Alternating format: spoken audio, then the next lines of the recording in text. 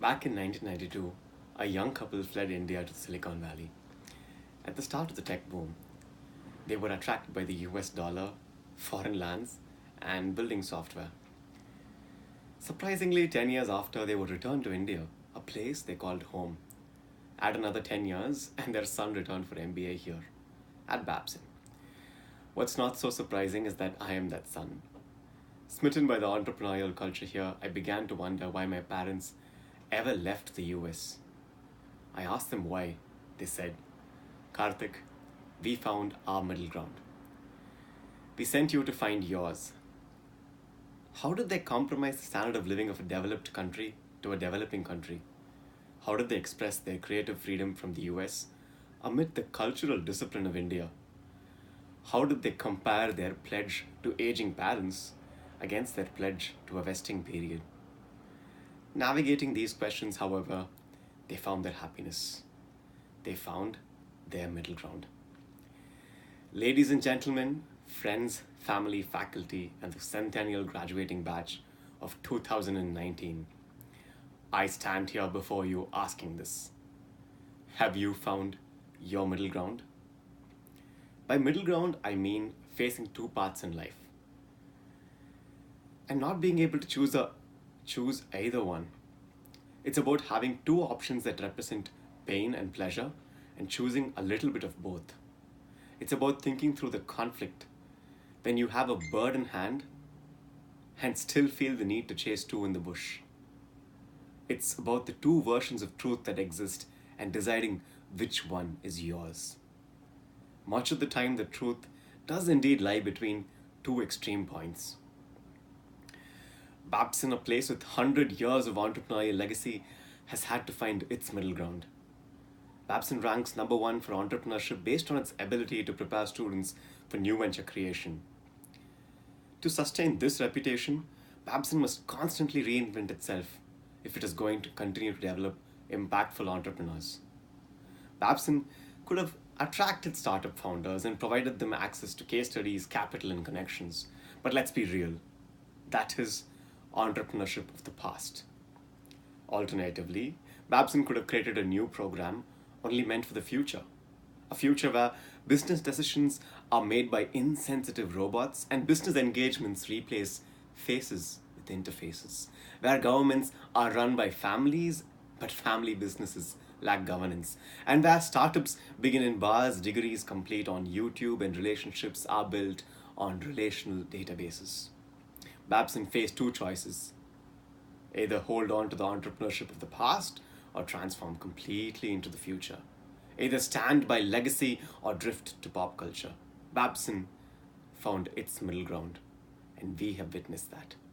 Babson combined the wisdom of academic PhDs with industry professionals, threw blackboards online while retaking sticky notes offline, encouraged discussions in the classroom and decisions over Skype, combined finding jobs on Handshake and handshakes for jobs, taught how to sustain financial value while learning how to finance sustainability. Babson found its middle ground between entrepreneurship of the past and the needs of the future. Difficult, yet necessary. And we are the beneficiaries of this choice. Like my parents did in my home, Babson has prepared us for our business lives, helping us find our middle ground. We watched how Toyota San had to decide between the just-in-time legacy of Toyota and the production slowdown in 2010 to prioritize advanced safety for his passengers. We watched how our beloved friend Shaima Ghaffar embraced the glamour on London Fashion Week while empowering the women who dress in modest clothing. We watched how the greatest Thomas Cherry in Ramapuram debated the opportunity to grow his family business inorganically or stand by his legacy to never pay a bribe. Without a middle ground, starting a business would be about profit, profit today, and profit alone. In that situation, Toyota San, Shaima, or Thomas wouldn't have been able to solve their business problems and be successful. Today, it's about balancing profit with inclusion, integrity, sustainability, people, purpose, passion, and perhaps a little more profit. But what are we willing to sacrifice?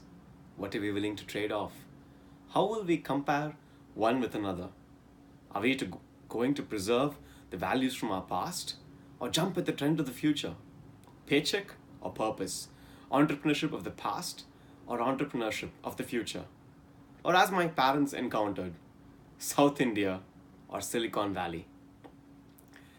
These questions are difficult yet necessary to reach our middle ground. Friends from the graduating batch of 2019, think of the value you are going to bring to this world. As we take on new responsibilities in our postgraduate lives, let's aspire to understand the two sides of a decision. Surround ourselves with people embracing these choices and find our middle ground.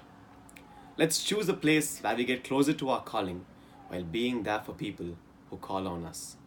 Let's compete for market share, yet become complete by sharing that wealth. Let's train our AI like kids with ethics and autonomy. Let's serve our nations, yet share our borders.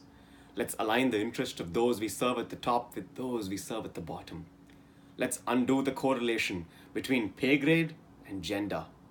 Let's create platforms that respect privacy, marketplaces that share margins, and corporations that empower like cooperatives. Let's combine the hard-earned wisdom of our elders with the hacking wisdom of our millennials. Let's ask what we can do for our companies and ask what they are doing for us.